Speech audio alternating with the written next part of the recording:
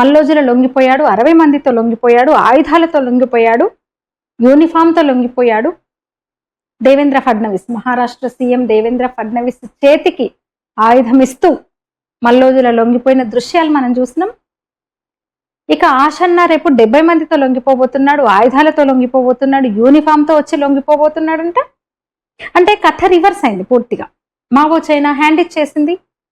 China నుంచి అన్ని ప్రధాన బంధాలు సంబంధాలను తెగ్గొట్టేసింది పూర్తిగా కేంద్ర ప్రభుత్వం. నిధుల ప్రవాహం ఆగింది. దాంతో ఎక్కువ తక్కువ చేస్తే లేనిపోని సమస్యలని సాయం చేయలేమని చెప్పేసింది చైనా. నేపాల్ నుంచి సహకారం ఆగింది. పాకిస్తాన్ వీళ్ళు కలిసి చేశారు కదా, కశ్మీర్ మీదుగా చేసిన అకృత్యాలాగినాయి.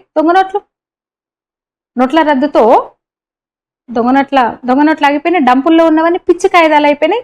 ప్రభుత్వం ఇచ్చే రివార్డు తప్ప ఏ డబ్బు కనిపించని స్థితి వాళ్ళకి. ఇంకా వాళ్ళని నడిపిస్తూ, అంటే వాళ్ళను అరణ్యాల్లో ఉంచి అన్ని విధాలుగా రిక్రూట్మెంట్ చేస్తూ, అత్యాధునిక ఆయుధాలు అందిస్తూ, నిధులు సమకూరుస్తూ, సాహిత్యాన్ని వాళ్ళకి ఇస్తూ, ఇక్కడ సుఖపడ్డ జనారణ్యంలో సుఖపడ్డ ఈ మేధావుల ముసుగులో ఉన్న అర్బన్ నక్సలైట్లే ఇప్పుడు చిల్లర కోసం వెతుక్కుంటున్న పరిస్థితి పాపం. అంటే ఈ పరిణామాల నేపథ్యంలో ఈ తరుణంలో అమిత్ షా అన్నాడు కదా, మార్చి కల్లా, వచ్చే ఏడాది మార్చి 31 కల్లా నక్సల్స్ రహిత దేశంగా భారత్ను చూస్తున్నాం, నక్సలైట్లను పూర్తిగా అంతం చేస్తాం అని గట్టి వార్నింగ్ ఇచ్చారు, హెచ్చరిక చేశాడు.